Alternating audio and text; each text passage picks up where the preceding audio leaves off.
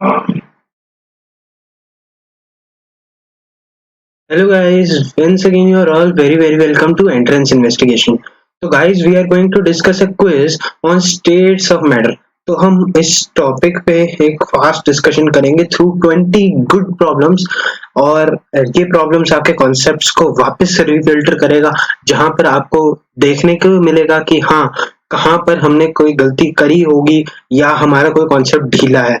ठीक है, तो उसको हम इस वीडियो के थ्रू और इस क्विज के एनालिसिस के थ्रू डिस्कस करेंगे। So for the correct answer आपको देखो जैसे ही क्वेश्चन आएगा आपको पॉज करना है पहले वीडियो को, ठीक है, and then you have to check. अगर आपका आंसर सही होगा तो +4 -1 और आपको मुझे score you have to tell me in the comment section of the video. ठीक है, तो बहुत ही बढ़िया तरीके से फुल एनर्जी के साथ अटेंड करना और कॉपी पेन लेके बैठ जाओ और शुरू करते हैं इस वीडियो को। So this is a quiz on states of matter. बहुत ही अच्छा प्रैक्टिस सेशन होने वाला है और बहुत ही फास्ट रिवीजन होगा, तो बहुत ही बेनिफिशियल होने वाला है। तो चलिए दोस्तों स्टार्ट करते हैं। तो ये आपका पहला क्वेश्चन, पॉज किए और ट्राई करें। ठीक है, आई होप आप लोगों ने ट्राई कर लिया होगा। तो अब क्या है, equal weights of methane and oxygen are mixed in a empty container at 25 degree Celsius. The fraction of the total pressure exerted by oxygen is. तो आसान क्वेश्चन है, जस्ट थोड़ा सा कैची हो सकता है कईयों के लिए। ठीक है, द बेस्ट अप्रोच ही बताऊंगा मैं again. Best approach to solve this problem. ठीक है, देखो इक्वल वेट्स हैं तो तुम देखो प्रेशर का क्या रिलेशन है। प्रेशर तो मोल्स के साथ रिलेशन में होता है। ठीक है, तो तुम मोल्स देखो, अगर मैं मीथेन की बात करूं और ऑक्सीजन की बात करूं तो मीथेन का मोलर मास 16 ग्राम और ऑक्सीजन का मोलर मास 32 ग्राम। ठीक है, मॉलिक्यूलर मास 32 ग्राम। तो अगर तुम ये बात ऑब्जर्व करो कि 16 और 32 में 32 बड़ा है और 16 का ही मल्टीपल है। ठीक है, तो बेस्ट मतलब शॉर्टकट में अगर बात करें तो लेट्स से मैं 32 ग्राम ले लेता हूँ दोनों का। ठीक है, तो इसके कितने हो जाएंगे 2 मोल्स और इसका हो जाएगा 1 मोल। ठीक है, तो टोटल कितना, अच्छा तो फ्रैक्शन ऑफ टोटल प्रेशर मतलब पार्शियल जो टोटल प्रेशर है उसका कितना फ्रैक्शन हमारा ऑक्सीजन मतलब ये ऑक्सीजन एक्सर्ट करे। तो वो तो बहुत सिंपल है, Dalton's law of partial pressure ही है ये तो सिंपल से। और उसका वैल्यू क्या आएगा, देखो ऑक्सीजन कितने मोल्स है 1 मोल। ठीक है, और टोटल मोल्स कितने हैं, टोटल मोल्स हैं 2 + 1 दैट इज 3। ठीक है, इनटू पी टोटल और फ्रैक्शन ही पूछा है तो P of O2 by P total पूछा है दैट इज 1/3। तो स्ट्रेट फॉरवर्ड ये आंसर आ जाना था। ठीक है, अगर कोई कैलकुलेशन में फंस गए हो तो एक का दोनों के x ग्राम ले लेना और एक का x/16 मोल आएगा और दूसरे का x/32 मोल आएगा। ठीक है, फिर उस पे लगेगा x/32 bye x/16 plus x/32। ठीक है, x अगेन कैंसिल होगा, यहाँ पर 2/32 करके ये भी कैंसिल होगा और ये 1/3 बनेगा। Answer will still remain the same. ठीक है, तो ये था हमारा फर्स्ट क्वेश्चन, एक इजी क्वेश्चन, बट इसे इजी है पर फास्ट कैसे करना है वो मैंने आपको अप्रोच बता दिया। ठीक है, तो चलिए दोस्तों नेक्स्ट क्वेश्चन पे मूव करते हैं। तो moving to the next question, pause किया और ट्राई किया। तो आई होप आप लोगों ने ट्राई कर लिया होगा। तो अब काइनेटिक थ्योरी गैसेस केटीजी ये तो फिजिक्स में ही पढ़ा होता है और केमिस्ट्री में तो पढ़ा ही होता है, दोनों में ज्यादातर चीजें सेम है। हाँ हो सकता है एक दो चीजें डिफरेंट हो, मतलब basically concept is the same as at last. ठीक है, तो कहता है फर्स्ट ऑप्शन क्या कहता है, पहले क्वेश्चन क्या कहता है, अकॉर्डिंग टू द केटीजी यानी kinetic theory of gases for a diatomic molecule. ठीक है, चलो किसी भी डायटोमिक मॉलिक्यूल के लिए क्या कहता है। तो अपना ऑप्शन ए है, the pressure exerted by gas is proportional to the mean velocity. यानी क्या प्रेशर प्रोपोर्शनल टू वेलोसिटी होता है। तो आंसर इज मीन ले लो चलो तुम। ठीक है, तो आंसर इज नहीं, मीन पे थोड़ा होता है और इनफैक्ट वेलोसिटी के डायरेक्टली प्रोपोर्शनल नहीं होता है, that is proportional to velocity का स्क्वायर। ठीक है, तो मीन वेलोसिटी के प्रोपोर्शनल नहीं होगा। ठीक है, रूट मीन वेलोसिटी के भी प्रोपोर्शनल नहीं होगा क्योंकि स्क्वायर पे होगा। रूट मीन स्क्वायर वेलोसिटी यानी कि आरएमएस वेलोसिटी, ठीक है, and inversely proportional to temperature, inversely proportional to temperature. अच्छा, ये सोचा इनवर्सली प्रोपोर्शनल टू टेम्परेचर, तो क्या एक डायटोमिक मॉलिक्यूल के लिए इनवर्सली प्रोपोर्शनल टू टेम्परेचर होती है रूट मीन स्क्वायर वेलोसिटी? तो रूट मीन स्क्वायर वेलोसिटी क्या होती है? 3RT बाय, तो ये होती है, तो रूट टेम्परेचर है, इनवर्स रिलेशन नहीं आता है, तो ये भी नहीं है, आंसर वैसे भी डी होगा। और the mean translational kinetic energy, तो kinetic energy is directly proportional to temperature, ये तो दुनिया को पता है, तो इसमें तो कोई दिक्कत नहीं होगी, ठीक है। सो दिस इज डन, एक इजी प्रॉब्लम होगी। और चलो आगे बढ़ते हैं, आई होप आप लोगों ने ये भी सही कर दिया, ठीक है। अरेंज द वैंडरवाल कांस्टेंट, ये थोड़ा सा दिमाग लगाने वाला क्वेश्चन है ना, और ऐसा भी नहीं है कि बिल्कुल भी नहीं होगा, बहुत ही सिंपल है, तो पॉज किया और ट्राई कर। तो आई होप आप लोगों ने ये ट्राई कर लिया होगा। तो अब देखो वैंडरवाल कांस्टेंट क्या है, वैंडरवाल कांस्टेंट क्या है, ए और बी, और जितना मॉलिक्यूलर मास ज्यादा होगा तो उतना ही वैंडरवाल कांस्टेंट का वैल्यू ज्यादा होगा, ठीक है। बेसिकली फोर्सेस से थोड़ा सा रिलेशन होता है, ठीक है, थोड़ा सा एक्सटेंट में फोर्सेस का इफेक्ट देखा जाता है, ठीक है। अब देखो इसमें फोर्सेस क्या है, फोर्सेस तो बाद में देखेंगे, पहले मास देखते हैं। तो इसका मास सबसे ज्यादा है, देखो इसका मास सबसे ज्यादा है, तो इसका सबसे ज्यादा होगा, तो 2 का डी होना चाहिए, 2 का डी होना चाहिए, 2 ऑप्शन एलिमिनेट हो जाते हैं वैसे, ठीक है। अच्छा, फिर C6H6 आना चाहिए, 1 का C आना चाहिए, 1 का C आना चाहिए, अरे आंसर आ गया, सिंपल, ठीक है, इसका मिल गया। और नियॉन का देखा, नियॉन और वाटर में सोचा, देखो नियॉन है ही नोबल गैस, नोबल गैस में तो वैसे कोई इंटरेक्शंस होंगे ही नहीं, है ना, noble gases are close to ideal gases, तो वैसे ही वो भी इस चीज से भी दिख रहा है। वरना आप ऐसा भी सोच लीजिए, देखो वाटर में क्या है, एच बॉन्डिंग भी है, तो फोर्सेस ठीक ठाक है, ठीक है, तो उसी हिसाब से ही वो ए और बी एडजस्ट हो जाएंगे। मोर ओवर ये एक ट्राइएटॉमिक मॉलिक्यूल है और ये मोनोएटॉमिक है, तो again since triatomic 3 is always greater than 1, तो वो वाला कंडीशन भी लग जाता है, ठीक है। तो हर एक कंडीशन इसी के फेवर में आ जाती है और इसलिए सी कलकत्ता करेक्ट आंसर होता है। एक इजी क्वेश्चन अगेन, बट करना आना चाहिए, ठीक है। चलिए आगे बढ़ते हैं। नेक्स्ट क्वेश्चन है, a gas gas distributes itself uniformly into entire space available because, देखो यूनिफॉर्म का मतलब कोई अट्रैक्शन रिपल्शन नहीं होना चाहिए, ऑब्वियस सी बात है, तो पहले दो ऑप्शन अगेन एलिमिनेट हो जाते हैं, ठीक है। अब इन दोनों में बहुत कंफ्यूजन होता है, तो जनरली क्या है, यूनिफॉर्मिटी है, ठीक है, और ये किसकी वजह से होता है, ये होता है जो हमारा डिस्ट्रीब्यूशन होता है, this is due to Brownian motion, ठीक है, वो एक जिगजैग मोशन होती है, बट उसने कभी नहीं कहा कि वहां पर कोलिजन होते हैं, ठीक है, तो कोलिजन वाला पॉइंट इज रॉन्ग, और इसलिए इसका आंसर बस C, a straightforward question and an easy one again. The postulates of kinetic molecular theory of gases that include all those that follow except, है ना, ठीक है। तो यहाँ पर 4 ऑप्शन दिए हैं, इनमें से 3 याद रखना, क्वेश्चन गलत तो हो सकता है, ठीक है, एक्सेप्ट गलत कराएगा, ठीक है, तुम लोग सोचोगे तुमने सही किया है पर आंसर गलत भी हो सकता है, ठीक है, तो देखा और ट्राई किया। The postulate of kinetic molecular theory of gases include all those that follow except A option, no forces exist between the molecules, B option, molecules are point masses, C option, molecules are in random motion, या D option, molecules are repelled by walls of container। तो अब accept बोला है, मतलब मुझे कौन सा postulate नहीं है ये पूछा गया है, याद रखना यहाँ पर गलती हो जाती है, बहुत सारे बंदे गलती कर देते हैं यार, तुम्हें नहीं पता, ठीक है। हाँ, जो मतलब एब्सेंट माइंडेडनेस होती है बहुत ही तुच्छ चीज होती है और वो गलत कराती है क्वेश्चंस को, ठीक है, मेरे भी होते हैं उसमें क्या पर हाँ ये गलत है और इसे सुधारना है, ठीक है। चलो पहला पॉइंट क्या है, no forces exist between molecules, सही बात है, मतलब ये आंसर नहीं है, काइनेटिक थ्योरी ने यही तो कहा था कि जो भी गैस के पार्टिकल्स हैं वो पॉइंट मासेस हैं और रैंडमली मूव करते हैं और कोई फोर्स एग्जिस्ट नहीं करता है, तो ये तीनों पोस्टुलेट सही हैं, मतलब ये वाला पॉस्टुलेट। वैसे भी repulsion by walls of container just एक पुश देती है, ऐसा कोई रिपल्शन एज सच नहीं होता है, तो इसलिए D Delhi was the correct answer to this problem. ठीक है, स्ट्रेट फॉरवर्ड क्वेश्चन, और अगर ये भी नहीं हुआ है तो बस समझ लो प्रिपरेशन किस लेवल की है।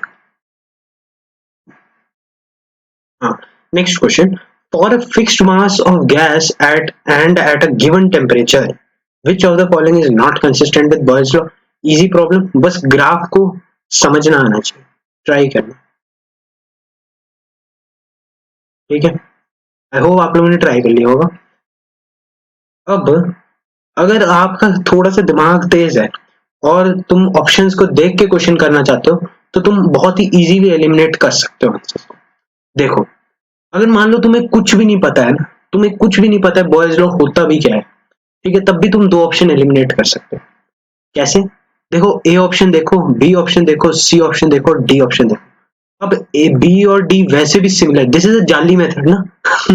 ठीक है, जाली मेथड है, मतलब हाँ चीट है एक तरह का, मान के चलो। देखो, अब तुम देखो, प्रेशर वॉल्यूम वर्सेस प्रेशर और प्रेशर वॉल्यूम वर्सेस प्रेशर, दो जगह है और दो जगह सेम ग्राफ तो हो नहीं सकता, मतलब एक करेक्ट होगा और एक इनकरेक्ट होगा। अब कौन से वाला करेक्ट, कौन से वाला इनकरेक्ट, यहाँ पर तुम्हारी नॉलेज टेस्ट होती है। ठीक है, अगर तुम वॉल्यूम को बढ़ाते हो तो प्रेशर कम होता है। अगर तुमने ये नहीं पढ़ा कि PV is equal to constant होता है बॉयज लॉ के केस में, तो वैसे तो ये क्वेश्चन होना भी नहीं था। ठीक है, बट हाँ, अगर बहुत ही मतलब रिस्क लेने वाली सिचुएशन आ गई है, मतलब एक बार तुम कर सकते हो, तो तुम दो ऑप्शन में से कोई एक ऑप्शन चूज करोगे, और ऑब्वियसली ये पता है कि पीवी कांस्टेंट है तो कांस्टेंट ही रहेगा, इधर कोई भी पैरामीटर हो जाए, तो इसलिए ये was the correct answer and a very simple problem. But हाँ, थोड़ा बहुत ऑब्जर्वेशन सीखो। अगर यहीं पे थोड़ा सा कंफ्यूजन हो सकता है कि ग्राफ कैसा क्यों डिफरेंट हुआ या वो सब, है ना, अगेन प्रेशर बढ़ाओगे तो वॉल्यूम ऑटोमेटिकली कम होगा, पीवी कांस्टेंट रहेगा, सो ये आंसर आ जाएगा। ठीक है, चलिए नेक्स्ट क्वेश्चन पे मूव करते हैं। चलिए दोस्तों, ट्राई करते हैं इस क्वेश्चन को। तो इस क्वेश्चन में क्या हो रहा है, इस क्वेश्चन में ये हो रहा है कि हमारे पास मॉलिक्यूल्स दिए, ऐसी गैस है जिसके पॉइंट मासेस हैं और नॉन जीरो इंटरमॉलिक्यूलर फोर्सेस हैं। नॉन जीरो इंटरमॉलिक्यूलर फोर्सेस हैं, मतलब इंटरमॉलिक्यूलर फोर्सेस एग्जिस्ट कर रही हैं, बट बी का वैल्यू जीरो है। ये तुम वॉल्यूम से सोच सकते हो, पॉइंट मासेस है। ठीक है, तो पॉज करो और ट्राई करो। आई होप आप लोगों ने कर लिया होगा। तो चलिए दोस्तों, इसको समझते हैं। तो इसमें क्या कहता है, तो गैस, अच्छा ठीक है, पहले तो इसे समझो कि बी जीरो है तो वॉल्यूम में कोई चेंज नहीं आ रहा, तो वॉल्यूम से कोई फर्क नहीं पड़ेगा। अब प्रेशर में देखो, फोर्स लग रहा है, इंटरमॉलिक्यूलर फोर्सेस एग्जिस्ट कर रही हैं, और इंटरमॉलिक्यूलर फोर्सेस एग्जिस्ट कर रही हैं, तो तुम नॉर्मली सोचो, अगर इस मॉलिक्यूल और इस मॉलिक्यूल में अट्रैक्शन है, तो ये एक तरह से इकट्ठे रहने की टेंडेंसी रखते हैं, और अगर ये इकट्ठे रहने की टेंडेंसी रखेंगे तो इनका pressure exerted on the wall would be less. क्यों? क्योंकि देखो, अगर कोई मॉलिक्यूल जाएगा वॉल की तरफ स्ट्राइक करने के लिए, तो इसको अट्रैक्ट करेंगे बहुत सारे मॉलिक्यूल जिसके साथ वाले, विद रिजल्ट इसका प्रेशर वुड बी लेस। ठीक है, तो इसलिए P dash would be less than P. I hope that this is clear. और अगर P dash less than P है तो gas will show positive deviation, नहीं नेगेटिव डेविएशन शो करेगा। और कंप्रेसिबिलिटी फैक्टर ग्रेटर देन 1, तो ऑब्वियस सी बात है कंप्रेसिबिलिटी फैक्टर लेस देन 1 होगा। ठीक है, तो ये भी नहीं है। ठीक है, the gas is more compressible than the ideal gas under equivalent conditions, और द गैस इज, अब इसमें भी वही लग जाना था कि देखो, इन दोनों को देखने की जरूरत नहीं थी, यहाँ पर मैं जल्दी कर गया। ठीक है, तो जिसने देख लिया होगा उसको पता लग गया होगा। देखो, एक में मोर कंप्रेसिबल है और एक में डिफिकल्ट टू बी कंप्रेस्ड है। तो देखो, एक में मोर कंप्रेसिबल है और एक में डिफिकल्ट टू बी कंप्रेस्ड है, और कंडीशन सेम ही कि आइडियल गैस होनी चाहिए और इक्विवेलेंट कंडीशन होनी चाहिए। मतलब क्या है इस चीज का, इस चीज का साफ साफ मतलब है कि इन दोनों में से ही कोई सही होना है। तो अगेन, है ना, बात वही है। तो gas is more compressible than the ideal gas under equivalent conditions, gas is difficult to be compressed. तो ऑब्वियस सी बात है, जब प्रेशर है तो प्रेशर एक्सर्ट ही कम कर रहे हैं, तो प्रेशर भी मारो गोली, तुम देखो कि मॉलिक्यूल साथ रहना चाहते हैं, इनकी अपने में ही चाहत है, तो इसीलिए इनकी ये वाली चीज सही हो जाएगी। ठीक है, तुम ये सोच सकते हो। एल्स तुम ये सोचो कि कंप्रेसिबिलिटी फैक्टर लेस देन 1 है, मतलब हाँ there is a high possibility कि ये करेक्ट आंसर होना चाहिए। ऐसे भी नहीं सोचना है, तुम लॉजिकली सोचो यार, कुछ भी नहीं है, गैस कैसे वर्क कर रही है, तुम्हें बस ये सोचना है और बस आंसर निकल जाएगा। सिंपल सा लॉजिक, कुछ खास नहीं करना है। ठीक है, चलो आगे बढ़ते हैं। हाँ, अब इसमें आपको थोड़ा सा कॉन्सेप्ट लगेगा, ट्राई करो। आई होप आप लोगों ने ट्राई कर लिया होगा। तो हमारे पास वेंडर वॉल इक्वेशन दी गई है, b plus R T by P, ठीक है, की power into V M square minus A by P V M minus A B upon P, ठीक है, इक्वल टू 0। अब कहता है कि indicate the correct statement among the following. तो पहला है temperature T greater than critical temperature, ठीक है, और एक ऑप्शन में क्या है कि T लेस देन TC के लिए बात हो रही है। ठीक है, सोचो सोचो, देखो ध्यान से सोचो। देखो टेम्परेचर लेस देन टीसी, अच्छा टीसी पे क्या हो रहा है, क्रिटिकल टेम्परेचर है, और इसकी डेफिनेशन क्या होती है कि लिक्विफिकेशन इस टेम्परेचर पे स्टार्ट होती है, मतलब एक क्रिटिकल पॉइंट होता है जहां पर लिक्विफिकेशन का फैक्टर आता है। तो इस वाले टेम्परेचर से कम टेम्परेचर पर हमेशा हमेशा वॉल्यूम कांस्टेंट रहेगा।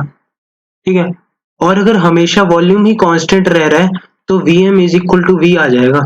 मतलब लेस देन क्रिटिकल टेम्परेचर पे क्या हो रहा है कि ये हमेशा एक लिक्विड बना रहेगा, और लिक्विड बना रहेगा तो गैस के लिए इसका वॉल्यूम हमेशा कांस्टेंट रहेगा, और अगर इसका हमेशा वॉल्यूम कांस्टेंट है तो ये वाली स्टेटमेंट सही हो जाती है। ठीक है, और देयर आर 3 रियल वैल्यूज। अब यहाँ पे तुम्हारा मैथ चेक हो रहा है, मतलब मैथ वालों का तो यहाँ पर मैथ चेक हो रहा है, सीधी सी बात है भाई। अगर देखो, अगर तुम्हारे पास वो इक्वेशन का फाइनली एक ही सॉल्यूशन आ रहा है, ठीक है, तो वो डेफिनेटली रिपीटेड होगा।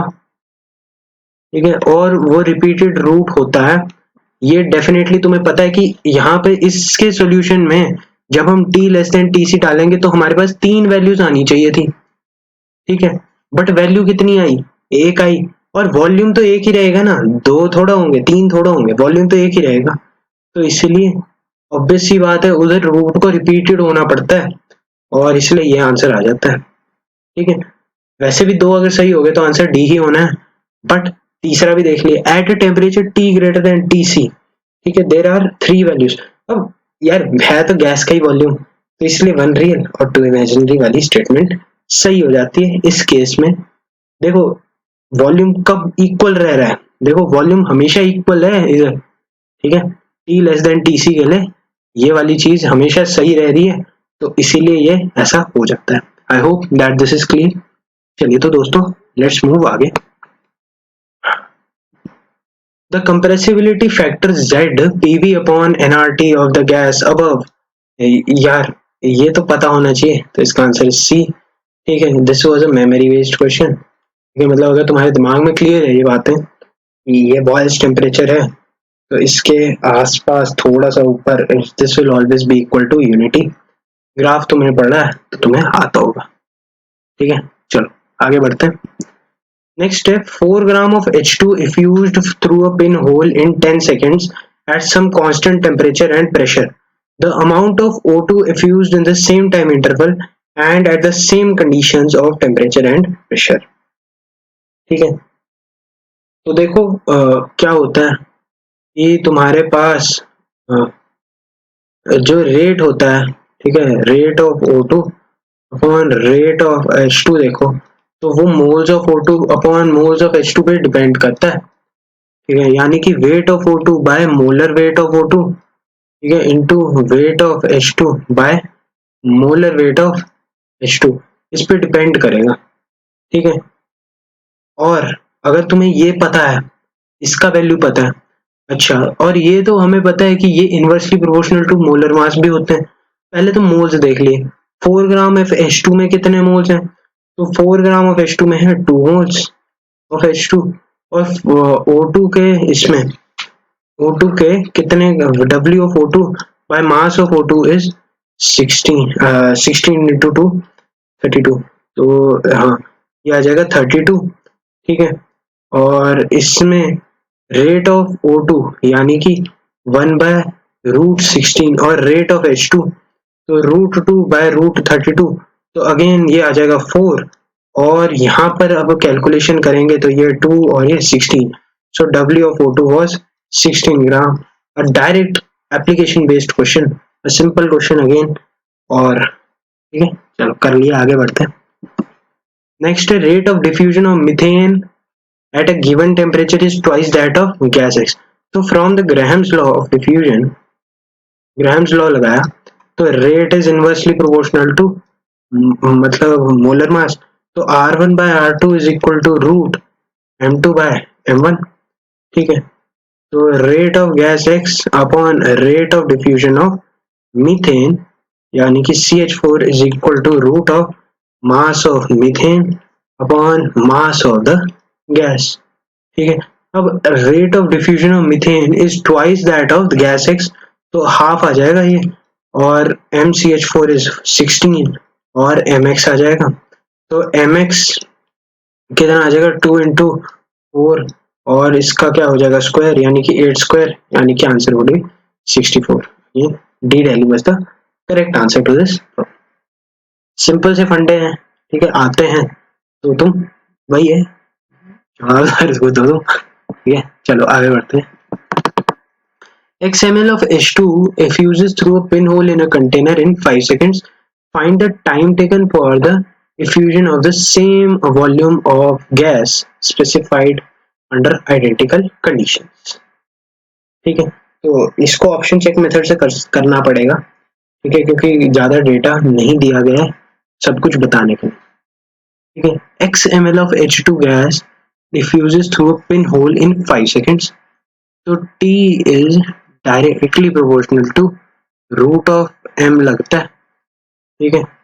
मतलब अगर 5 सेकेंड्स लग रहे हैं, या ऐसा कर लो फिर T1 by T2 is equal to root M1 by M2, ये रिजल्ट इससे जनरेट होता है।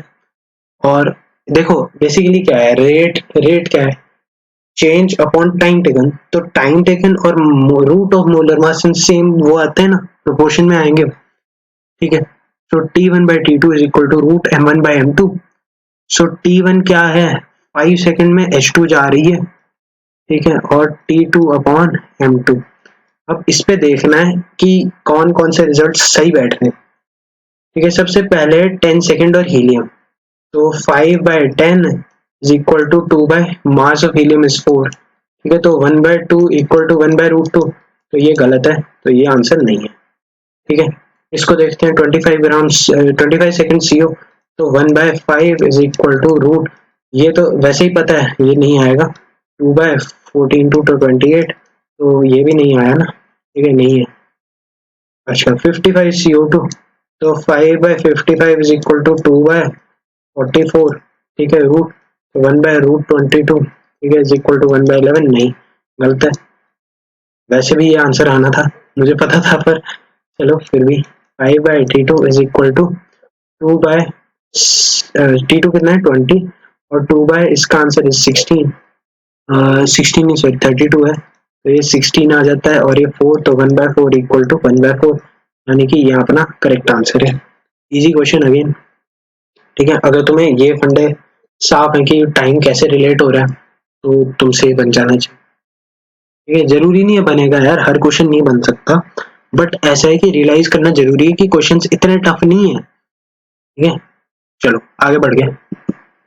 A mixture of 16 gram CH4 and 64 gram O2 is ignited, ये थोड़ा बहुत यूडियोमेट्री का क्वेश्चन है, बट अगेन सिंपल है, ठीक है, ट्राई कर लो खुद, कर लिया होगा आई होप आप लोगों ने। तो चलिए स्टार्ट करते हैं। पहले तो इसको बैलेंस किए, तो बैलेंस किए तो यहाँ पर 2 2 4, तो ये 2O2, यानी कि जब इसका 1 मोल होता तो इसका 2 मोल्स होगा और इसका 1 मोल होगा, ठीक है। ये तो लिक्विड कंपोनेंट है, ये गैसेस कंपोनेंट है, ठीक है। अब 16 ग्राम CH4 यानी कि ये कितना दिया है 1 मोल, और 64 ग्राम O2 यार, ये तो बहुत इजी कैलकुलेशन वाला क्वेश्चन है। तो ठीक है, इसमें कंफ्यूजन कहाँ हो सकता है, जब लिमिटिंग रिएजेंट पूछ ले, फिर टोटल प्रेशर पूछ ले, पार्शियल प्रेशर पूछ ले, ठीक है, तो वहां पर भी हो सकता है कि कंफ्यूज हो जाओ आप लोग, पर हम अभी नहीं है तो बढ़िया है। वॉल्यूम 3 लीटर दिया है, टेम्परेचर 27 डिग्री सेल्सियस पे कूल किया है, यानी कि 300 केल्विन पे। अब प्रेशर बताना है क्या है, तो ये तो बहुत सिंपल हो गया भाई। अगर इसका भी 1 मोल 2 मोल है तो ये तो सेम ही हो गया, 1 मोल 2 मोल, तो इसका CO2 का 1 मोल होगा, तो N का वैल्यू 1 आ जाएगा, और PV इक्वल टू NRT लगा देंगे, ठीक है। R का वैल्यू 300 केल्विन पे 1/12 होता है, ठीक है, वही स्टैंडर्ड यूनिट्स में, जो भी स्टैंडर्ड तो नहीं, मतलब जो भी यूनिट्स इसमें लगेंगी, प्रेशर इनटू वॉल्यूम, 18 लीटर वाला जो यूनिट है, ठीक है, moles is 1, so P is equal to, अच्छा ये 300 है तो ये 100 आ जाएगा, और ये कैंसिल हो गया तो ये 100/12 आ जाएगा, और इसका answer would be 8.2।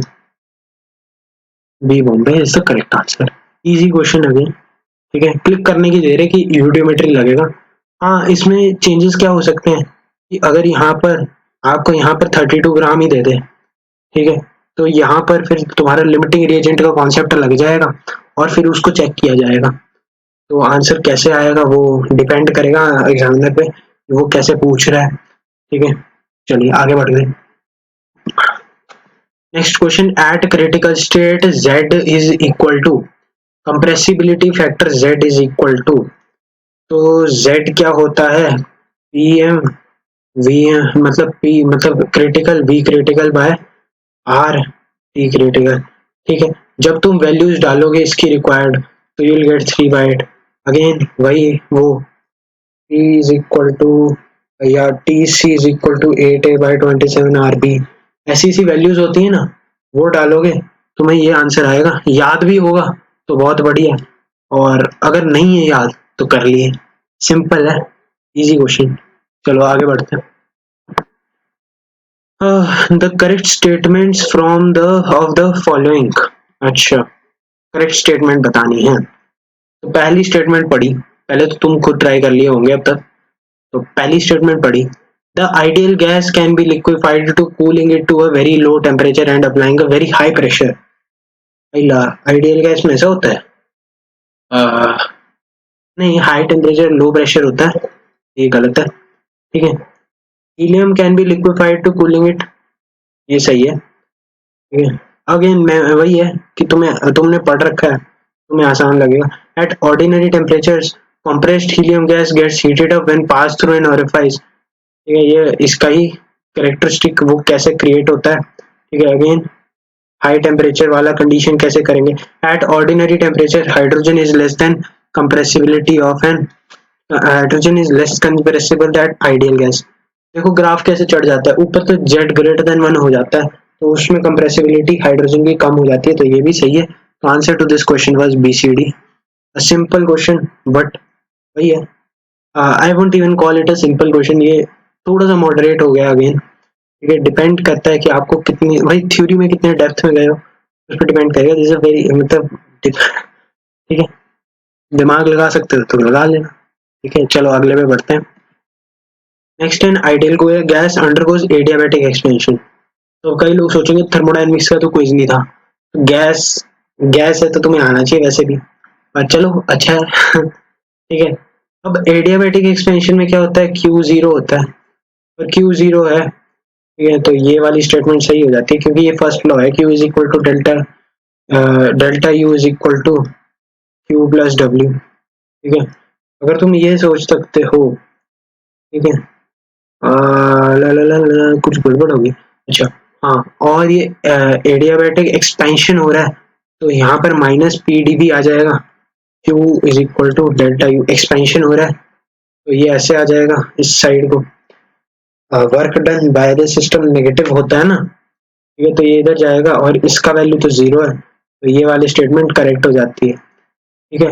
Internal energy of gas remains unchanged, unchanged तो नहीं रहती भाई, इंटरनल एनर्जी डिक्रीज होगी, देख लो भाई, delta U is minus PdV, ठीक है, वॉल्यूम बढ़ रहा है, प्रेशर कांस्टेंट है, एक्सटर्नल प्रेशर है, तो ये वाला चीज पॉजिटिव है, डेल्टा U का वैल्यू नेगेटिव है, तो temperature of internal energy decreases, delta U क्या होता है, एनसीवी डेल्टा टी, या ये भी नहीं सोचा तो delta U is directly proportional to delta T. ठीक है, तो आंसर है अगर यहाँ पर इंटरनल एनर्जी कम हो रही है तो टेम्परेचर भी डिक्रीज होगा। तो again the answer to this question was BCD. Easy problem. ठीक है, अगले क्वेश्चन पे मूव करिए। नेक्स्ट है heat energy is supplied to argon at a constant pressure, select the correct statements from the following. ठीक है, अच्छा हीट दे रहे हैं, किसको दे रहे हैं, आर्गन को दे रहे हैं, आर्गन को दे रहे हैं, आर्गन में घंटा रोटेशन नहीं होता। ठीक है, तो ये कैंसिल हो गया। ठीक है, अगला, A part of heat is used to increase the translational kinetic energy, पता ही है, और दूसरा पार्ट वर्क करेगा सिस्टम में, वर्क करेगा सराउंडिंग्स पे सिस्टम के थ्रू। ठीक है, तो ये दो स्टेटमेंट सही हो गए।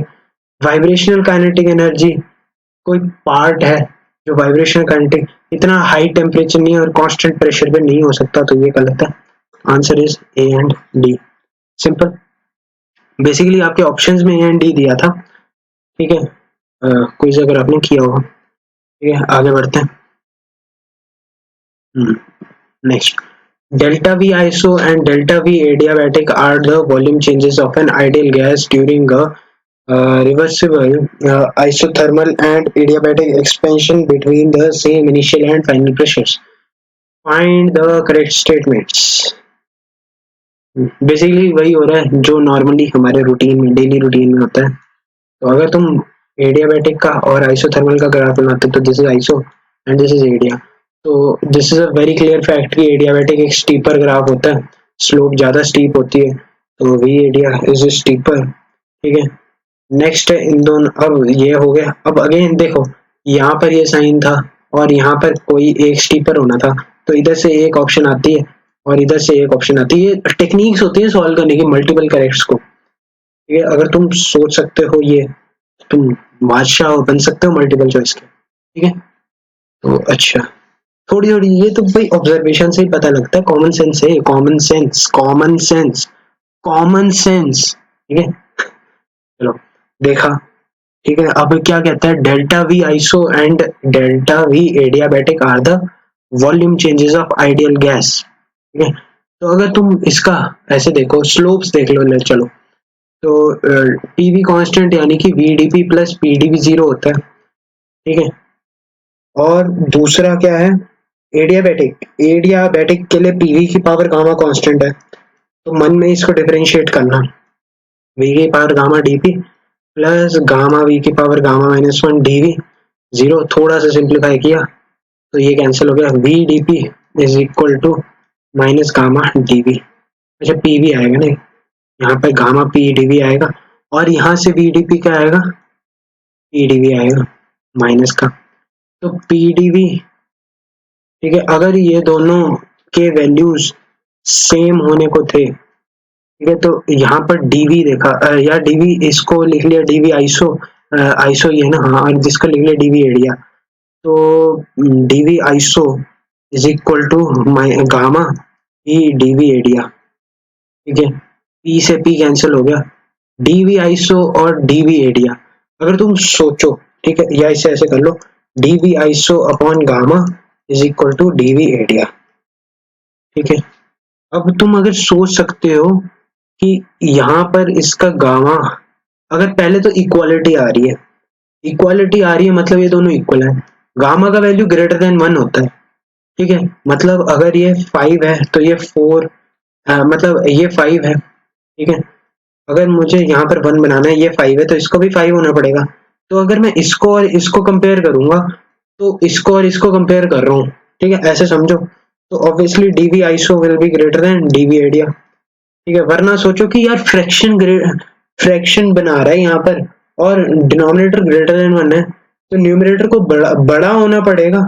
ठीक है, इसको कंपनसेट करने के लिए, तो यही वाली चीज उस चीज को एक्सप्लेन कर देती है। तो चलो, अगर एक्सप्लेन कर देती तो हमारा काम बन जाएगा, और इसीलिए हमारा आंसर B Bombay is also correct answer to this problem. ठीक है, अगेन अ सिंपल क्वेश्चन। चलिए आगे बढ़ते हैं। नेक्स्ट क्वेश्चन है rate of diffusion of gas. तो rate of diffusion of gas, options देखो, directly proportional to density, directly तो रिलेटेड होता ही नहीं है इन दोनों से, directly proportional to square root नहीं, inversely proportional to square root, हाँ ग्राहम्स लॉ का डायरेक्ट क्वेश्चन। चलिए आखिरी question, in the van der Waals equation of state for a non ideal gas the term that accounts for intermolecular forces. देखो forces हैं ये दोनों तो वैसे ही नहीं, वेंडरवॉल कांस्टेंट जहां भी इन्वॉल्व है वहां पर कहीं ना कहीं प्रोसेस का है। अब ये पता है कि ये हमारा मॉलिक्यूलर साइज के लिए होता है, तो ये भी वैसे आंसर नहीं है। और ये प्रेशर का डिफरेंस जो क्रिएट होता है P plus A N square by V square into V minus N B is equal to N R T, ऐसा कैसे बनता है, तो उसमें यहाँ पर ये वाला प्रेशर को काउंट करता है। और अब देखो फोर्सेस अच्छी हैं, ए का वैल्यू अच्छा है तो प्रेशर कम एग्जर्ट होगा, ए का वैल्यू कम होगा, तो ऐसी छोटी मोटी बातें हैं ये, ठीक है तुम समझ सकते हो।